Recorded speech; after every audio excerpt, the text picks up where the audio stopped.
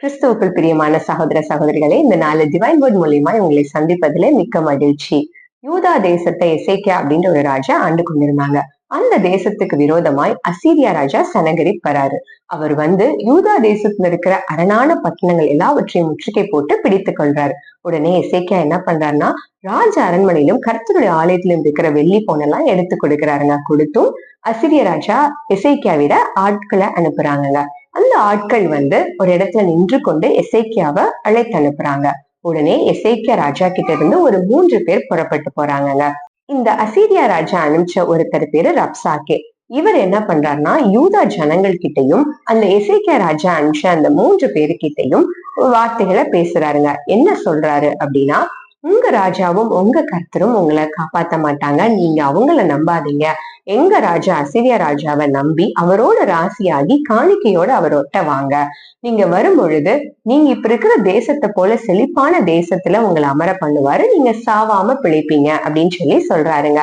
இது எசேக்கியாவுக்கு தெரிய வரும் பொழுது அவர் கர்த்தருடைய ஆலயத்துல போய் வேண்டுதல் செய்துட்டு ஏசாயா தீர்க்கதரிசி கிட்ட ஆட்களை அனுப்புறாருங்க. அந்த ஆட்கள் போய் சொல்றாங்க, இந்த நாள் நெருக்கமும் கண்டிதமும் தூஷணமான நாளா இருக்குது. நடந்த காரியத்தை எல்லாவற்றையும் ஏசாயா தீர்க்கதரிசியின் இடத்துல சொல்றாங்க.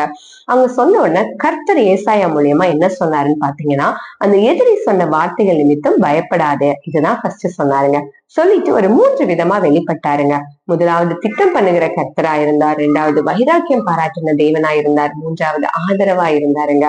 அவர் இருந்துட்டு கர்த்தர் சொன்னாரு, அந்த எதிரி வந்த வழியே திரும்பி போய் பட்டயத்தால விழுந்து போவான், நீங்க பயப்படாதீங்கன்னு சொன்னாரு. அது இது நடந்ததுங்க. இது நான் சொன்ன காரியங்கள் எல்லாம் 2 ராஜாக்கள் 18, 19 ஆகிய அதிகாரங்கள்ல எழுதி இருக்கிறதுங்க. இதை இயேசு கிறிஸ்துவோடு ஒப்பிட்டு சொல்லும் போது, இயேசு கிறிஸ்துவும் சகலவற்றையும் திட்டம் பண்ணுகிறவரா இருக்கிறாருங்க. உங்களுடைய என்னுடைய ப்ளூ பிரிண்ட் எல்லாம் அவர்கிட்டதான் இருக்குங்க. 2வது அவர் வைராக்கியம் பாராட்டுகிற தேவனா இருக்கிறார். எப்படின்னு பாத்தீங்கன்னா, எந்த எக்ஸ்ட்ரீம் போக முடியுமோ சிலுவையில நம்முடைய பாவங்களுக்காக தம்மையே ஒப்பு கொடுத்து தம்முடைய ஜீவனை கொடுத்து நம்முடைய ரத்தத்தை சிந்தி நம்மளை மீட்டெடுத்தாருங்க. இன்றும் பிதாவிடம் பரிந்து பேசுகிறவரா இருக்கிறாருங்க. 3வது அவர் ஆதரவா இருக்கிற கிறிஸ்துவா இருக்கிறாருங்க. எந்த சூழ்நிலையிலும் எல்லா நேரத்திலையும் நமக்கு ஆறுதலாய் துணையாய் ஆதரவா இருக்கிறவராய் இருக்கிறாருங்க. யோவான் 16:20 வசனம் சொல்லியிருக்கிறது, உங்கள் துக்கம் சந்தோஷமாய் மாறும். இந்த ராஜாக்கள் எழுதி இருக்கிறதுங்க, நீங்க வேர் பற்றி கனி கொடுப்பங்க அப்படின்னு சொல்லி. கர்த்தர் இந்த நாளில உங்களுக்கு விரோதமான வார்த்தைகள் எது வந்தாலும் கலக்கமடாதீங்க, பயமடையாதீங்க.